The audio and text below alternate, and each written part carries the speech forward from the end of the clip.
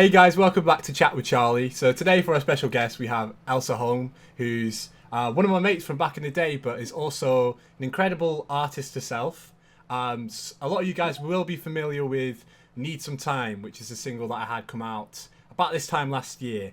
And there's an artwork that we had done with me and Mystery. Shout out Mystery. We're like a low rider on a beach. It is the Gold Coast we had as the background, although I don't think Mystery's ever been to the Gold Coast, but I like the Gold Coast, so yeah. So big up to you, Elsa. Say hello to everyone. Say hello. Hello. I've on Zoom I've changed it so like I can't see myself, just because like in uni lectures and stuff, most of the times I would just be spending time just looking at myself, which is a bit weird. So yeah. I'm just looking at you naturally. It's like you're in the room. Yeah, thank you. Yeah, because it's interesting because obviously, you know, we've all had the pandemic and stuff that's happened. Well, most of us, if you live in New Zealand right now, say hello. They've kind of been lucky and managed to do a good job avoiding it. But yeah, because it's kind of weird that although I still hear from you, you know, fairly often, I think we've only met once in the last like 2 years because of this, which wasn't that fleeting visit when I came back like from by Auckland. chance at the train station just for like a minute. I know, it was just like a minute, but so obviously you're in Manchester right now. Yeah. So shout out to Finn as well. Funny enough, for the people who don't know, Elsa's boyfriend Finn used to go to school with me. That's a very long time ago, but yeah. Now, what's it been like then being like a visual artist during the pandemic? Then how have you found that?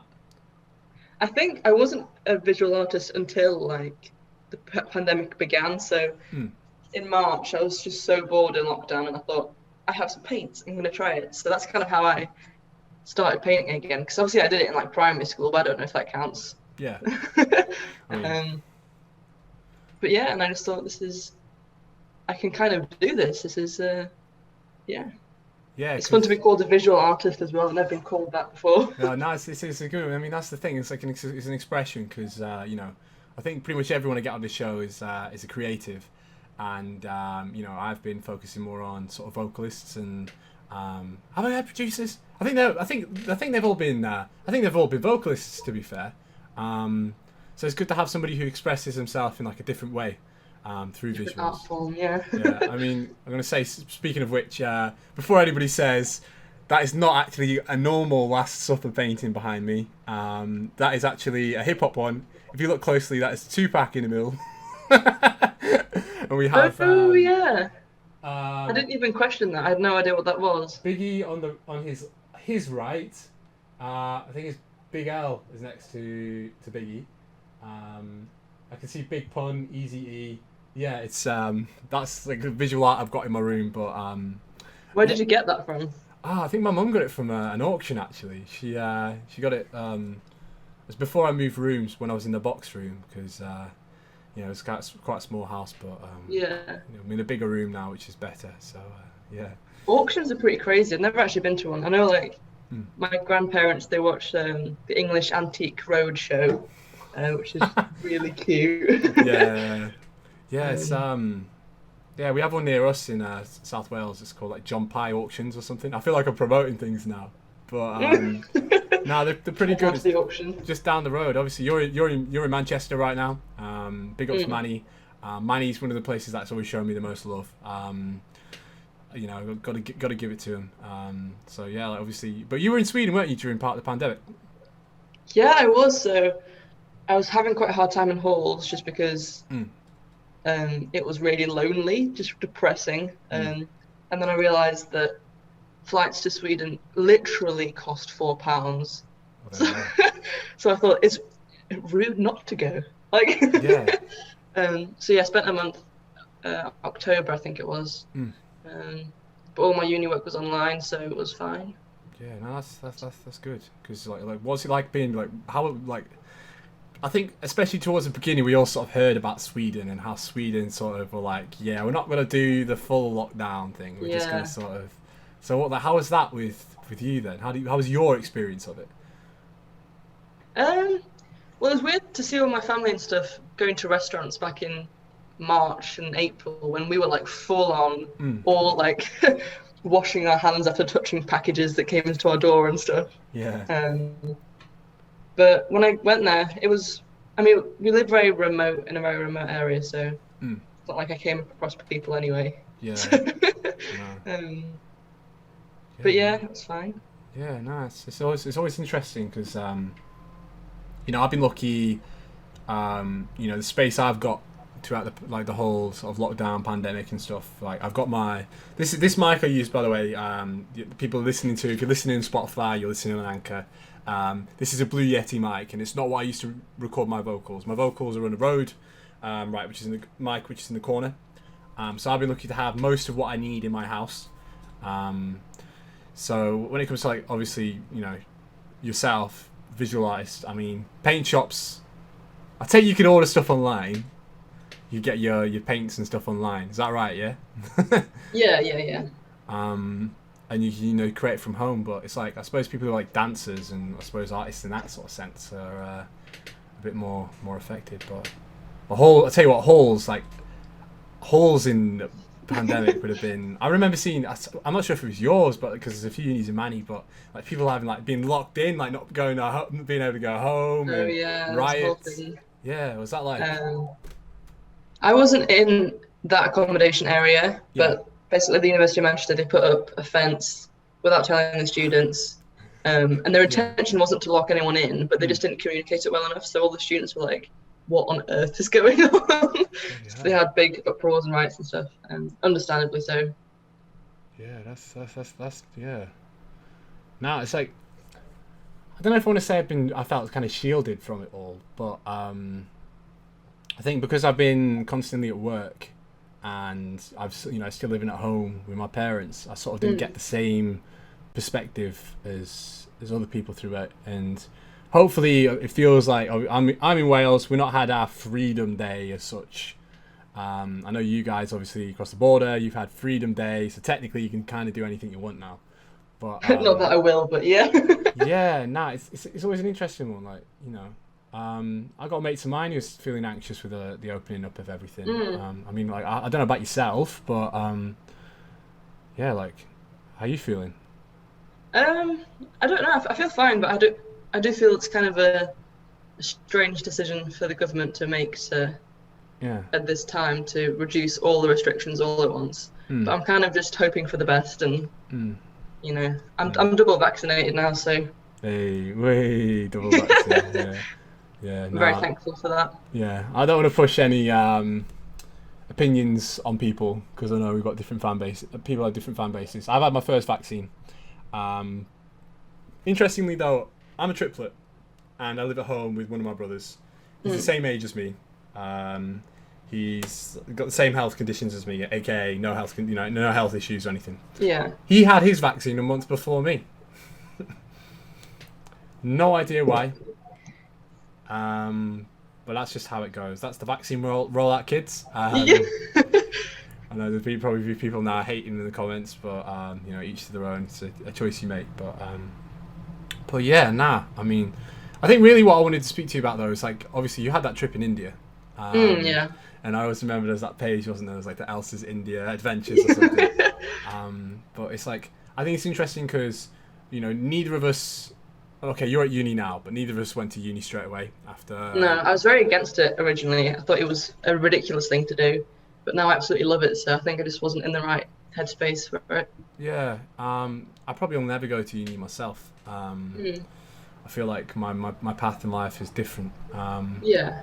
But I think, like, obviously India, like, I suppose by yourself in a sense as well. That's quite a big, like, output, like, you know, especially like tender age of 18 back then feels old, but it's young now. But yeah, like, yeah, just, I don't know, just go through it. I just want everyone to hear, like, this story, because everything. Yeah.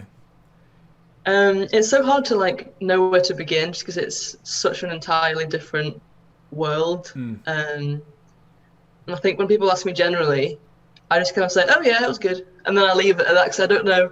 Yeah. Once I begin, I will just never stop. Like, we've got time. That's the thing. We've got time. Like, just chronologically. So, just sort of, when did this sort of idea sort of embrace in your head? Like, when did that sort of, the idea I'm going to go to India? Like, how did that happen?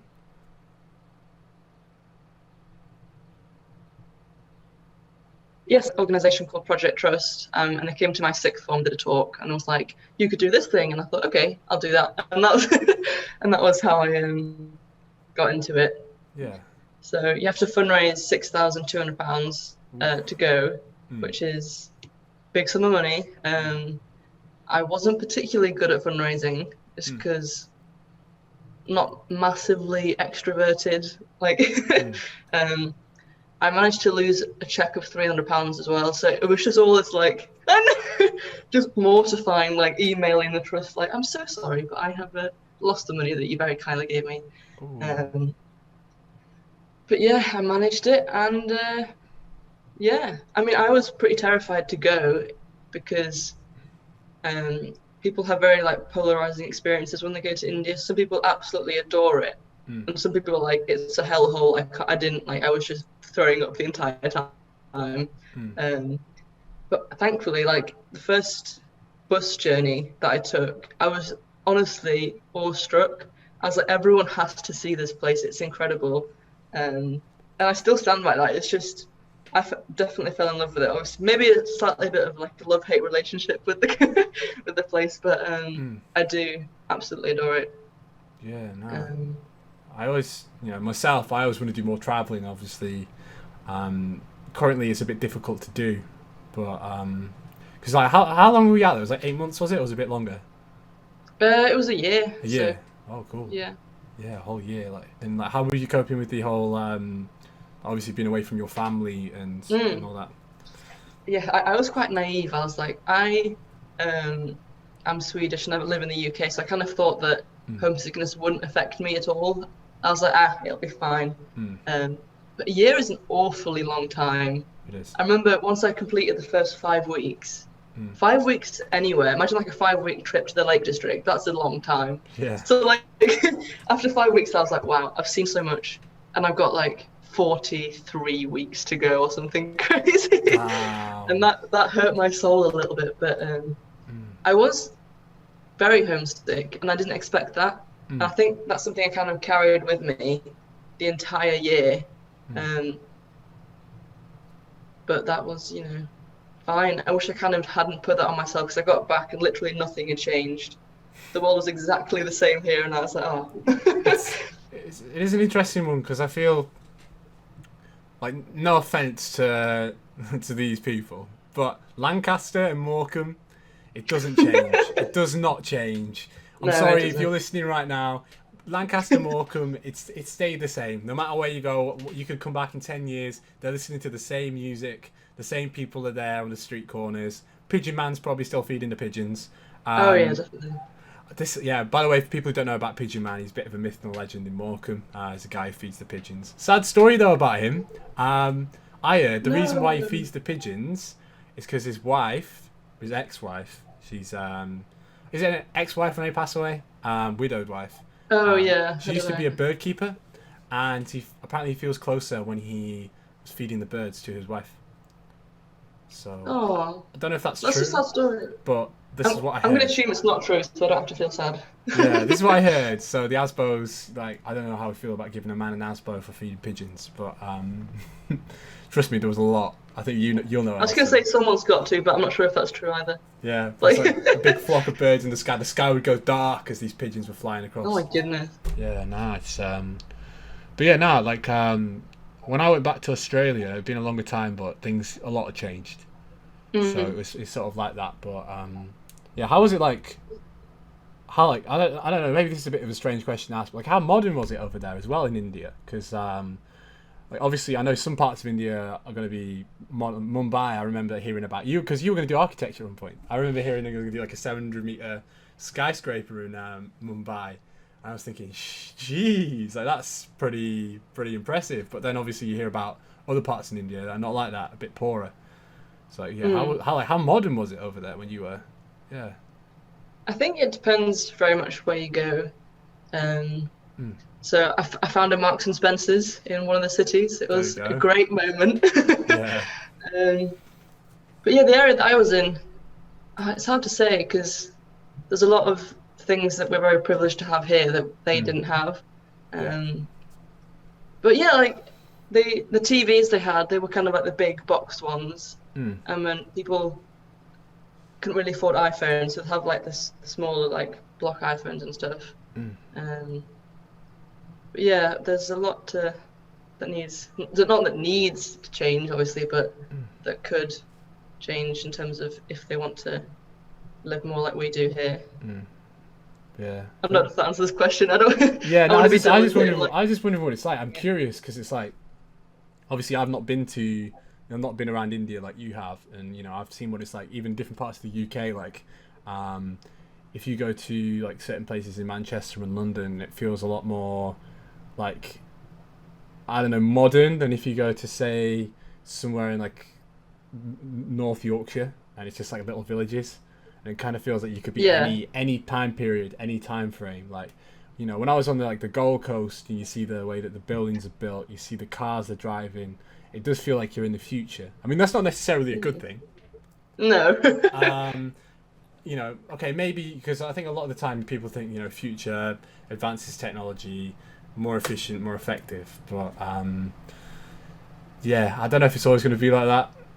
I I don't know if feel, that's always like a better way of living either. yeah, I'm not sure how I feel about the whole technological change and yeah. Jeff Bezos going to space. That really enraged me. I was like, why the privilege of this man just going up to space because he can? Like, Yeah, I think the interesting part though is I suppose there's a flip side to it, which is okay, cool.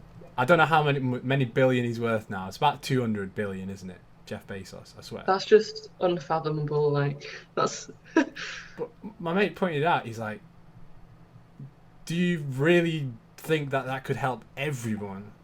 And I'm like, "Surely it could, surely it could." And he's like, "Yeah, but if you hypothetically ate Jeff Bezos, and you shared his wealth amongst every American, this is just America, would get a one-off payment of $635, and it's like, that's not even. I mean, okay, I'm not going to say no to that, but that's not life-changing, is it?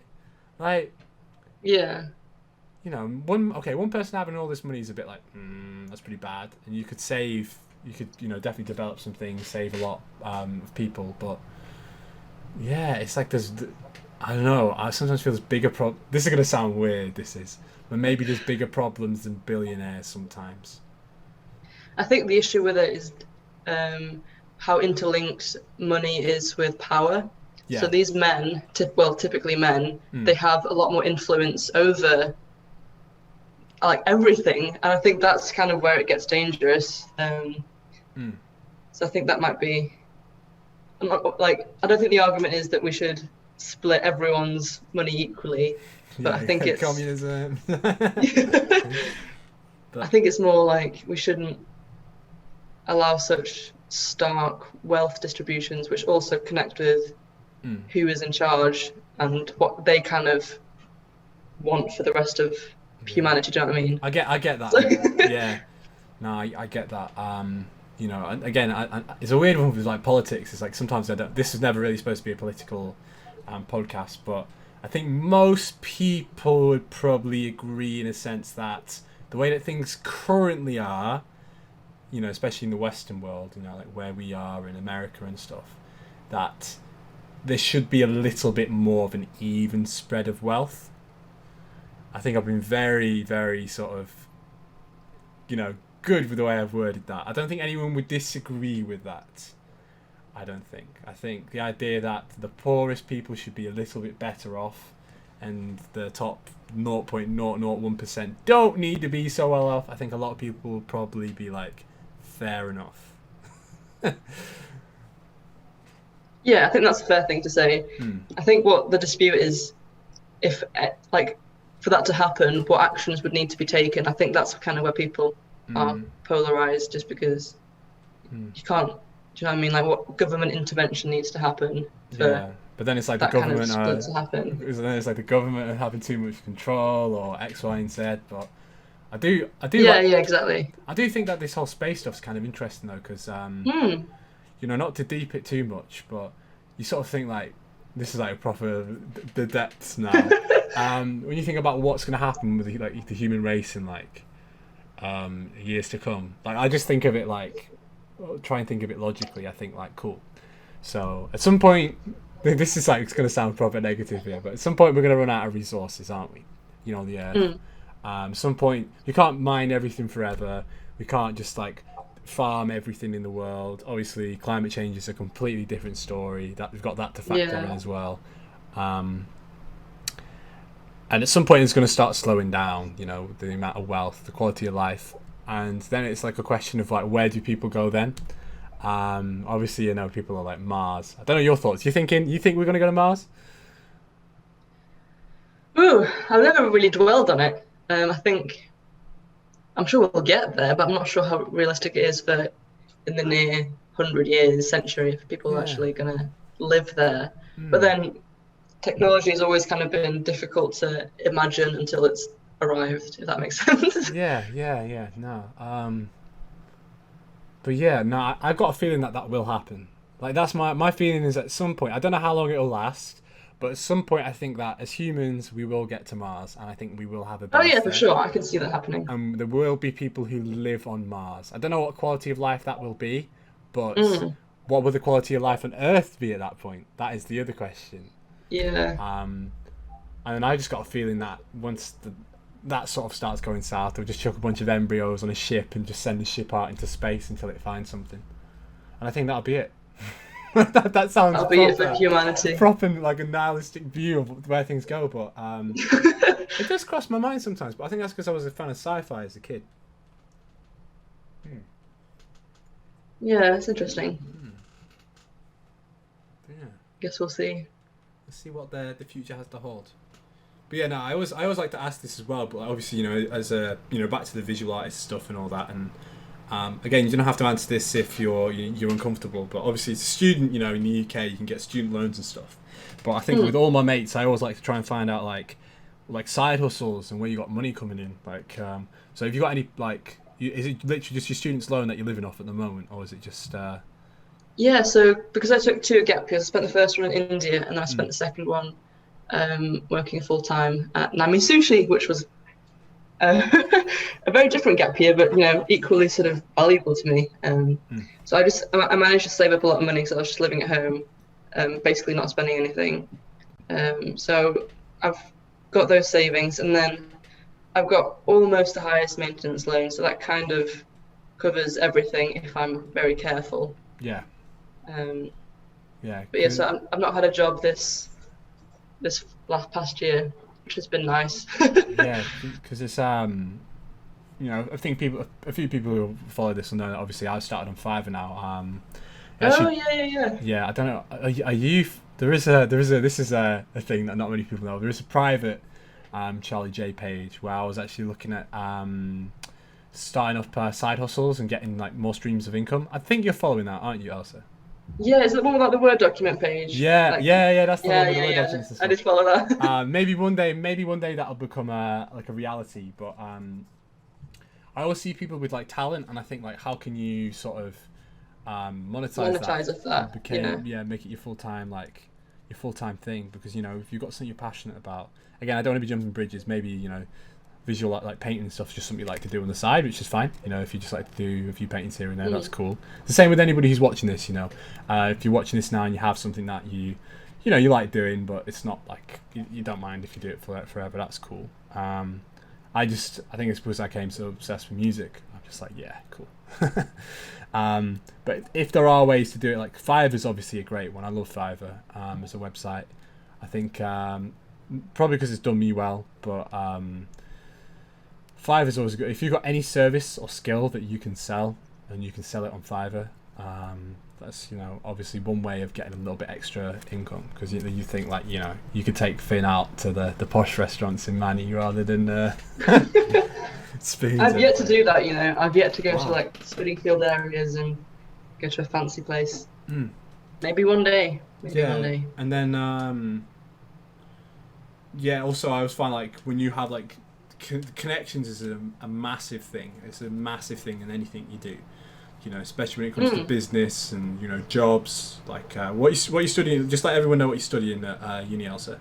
Yeah. I'm doing development and economics, which is a very broad course at the university. So I do politics sociology, anthropology, economics, and maths. So it's like a very Yeah, wow. broad picture.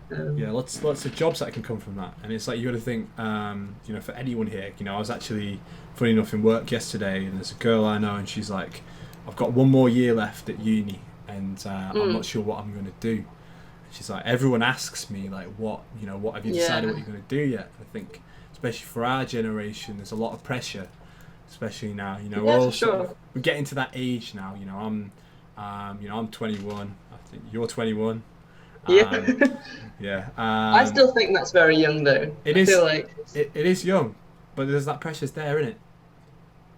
I think people, just because people like ask, and if you don't have an answer, because I don't really, it's kind of difficult to just say, oh, I don't really know. That can be quite hard sometimes if you keep having to like give that answer. Yeah, and I think that's one of the good things about now, though, is you can really make an income from pretty much anything. And I think that's what people need to do. Like, for example, you could have started a blog while you were up in, I mean, you sort of did with Instagram, but you know what I mean, like you could have really started a blog when you were traveling around India, and you could have made an income being like a travel blog, and you could have got sponsors, and you can do things like that. You can like I'm selling verses on Fiverr that I write in my room. Like, I could be anywhere in the world, and I could be doing that and getting an income. So it's just about finding that thing. So. Yeah, for sure. I think working from home is going to become a lot more common in the future, obviously because of the pandemic, but I think people will realise that it's not that bad necessarily.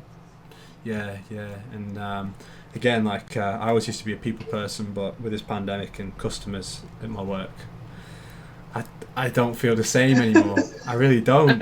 Oh, really? Yeah, it's kind of interesting. It's sad to see, because there was a mate of mine, and I always remember her telling me last time I saw her, which was in the summer. I say the summer, like last summer.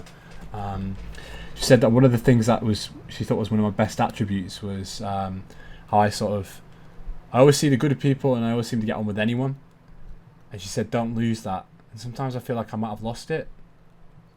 So. Oh, that's interesting. Yeah. What makes you think that? Is it just because of social situations that you've been in that you feel? Yeah, I think it's more yourself in. More. I think it's mainly stemmed from my work and my job, to be honest. But I read a book as well, which is called. Books are great, but there's this book, and it was called. How to Make Friends. Is it that one? No. It was that's a good book though. Win Friends and Influence People by Dale Carnegie. If you're not looking for a book to read and you haven't read that, read that right now. It was called. Oh, what's it called? I forget what it's called now, but it was a book that my mate Ronan. I really wish I could remember the name of the book. Don't worry. It was about seeing the good in people, and how how all people were basically humankind. That's what it was called, humankind. I forget who it was by, but that's a good title. Yeah, it was about how all people are good people, but it's just inherently they're supposed to be good. I remember reading that, and I'm not gonna lie, I think it was just like I was starting to go on this trend anyway, and I'm reading it and thinking, well, before I was sort of like, they're probably good people, but now I read the book and I kind of started to believe the opposite. Oh really? Yeah, really. Because I think it was like the idea that nobody sort of inherently does anything bad. It's just that because they feel they're doing good, they want to do good, and they feel like they're doing it for the right reasons. That's not always the case, though. Yeah, like nobody sort of believes they're doing anything. Like the idea that most people don't believe they're doing anything bad. Like they feel like they're doing it for the greater good. I feel like it's like not Shaun of the Dead. What's the other one? The greater good. Ooh. But yeah, and then it's sort of like, I don't know. It's just, people are just, I don't know. They're just these days. I had like somebody have a go at me in work because I said, the price of what she owed me was like $4.27, and she thought I had an attitude, just because I said $4.27. Yeah, I'm just like, nah. People, nah. That's the thing with like working in customer service and stuff. It does like sting when people say stuff like that, and you do remember like every time it happens. I think people realize like how badly it can actually affect the person that's working there. Maybe I'm just like really sensitive. I don't know. I'm a sensitive soul as well, but it's like I don't know. I just feel, yeah. Again, when you have like you said, like 1,000 people a day, and maybe 20 of them are nice, but then 300 of them are pretty bad, and then maybe like 10 of them are really bad. Like every Is that how many day. people you serve a day?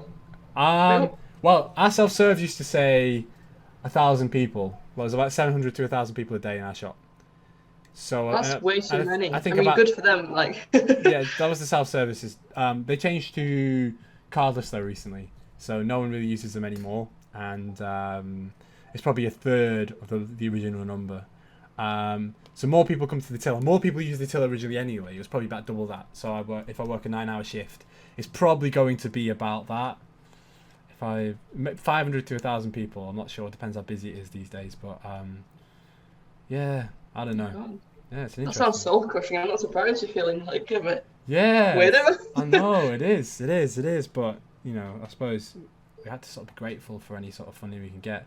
But yeah, that goes obviously loops back round to the people not knowing what they want to do in life. You know, it is important like to find something that you enjoy, or something that allows you to do what you enjoy.